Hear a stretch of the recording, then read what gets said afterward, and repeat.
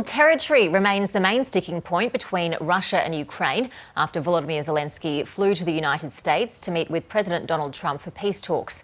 ABC correspondent Rachel Clayton has been following the talks in Washington and joins us now.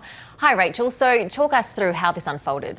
Well, President Trump and President Zelenskyy have just faced reporters following what both sides describe as constructive meetings and discussions about this peace plan to end the fighting in Ukraine. But for all the warm words and handshakes that we saw between the two, it's quite clear that there is very little detail that they could give on what exactly this peace plan means for Ukraine, Russia and the United States.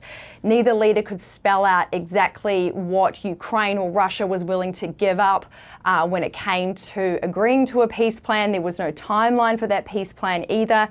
President Trump said a newly proposed free trade zone in the Donbass in Ukraine's east was a very thorny issue and one that was very difficult to resolve with Russia. Take a listen to what he had to say.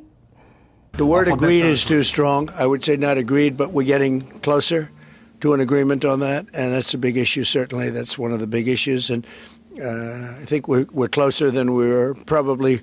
It's unresolved, but it's getting a lot closer. That's a very tough issue. President Trump was also very cagey when it came to Russia. He said that he had a 2-hour conversation with President Vladimir Putin before he met President Zelenskyy today, but he would not say exactly what Russia was willing to give up or what he was willing to agree on. The Donbass region has been a major sticking point, as you said, territory for both sides. That's in eastern Ukraine. Russia controls the majority of that region and wants to control all of it, has asked, was demanded that President Zelenskyy move all his troops out of the Donbass.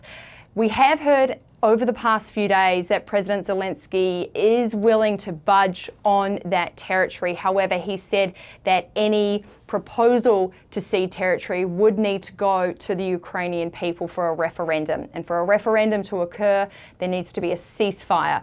But Russia today was resolute in its standing on that, saying that it would not agree to a ceasefire. President Trump also said that Russia would not agree to a ceasefire because the country did not want to stop and then start or renew the fighting. So we have been told today that these negotiations are still ongoing and that clear progress has been made, but the details of that progress are yet to be spelt out. And there was one alarming message, I guess, from President Trump today, and that was him saying that this peace plan is not guaranteed.